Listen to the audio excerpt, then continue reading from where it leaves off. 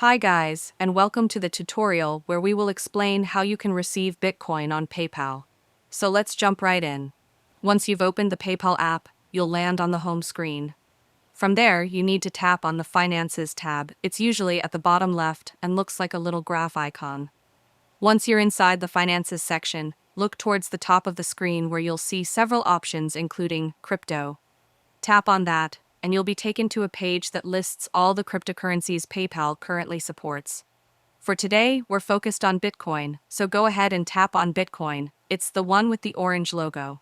On the Bitcoin page, you'll see a price chart and some basic information, but what you're looking for is a set of two directional arrows, usually at the bottom right of the screen. That icon opens the crypto send and receive options, but assuming you do see the arrows, tap on them, and then select the option that says Receive. PayPal will now generate a QR code for your Bitcoin wallet address along with the actual wallet address in plain text. At this point, you have two ways to receive Bitcoin.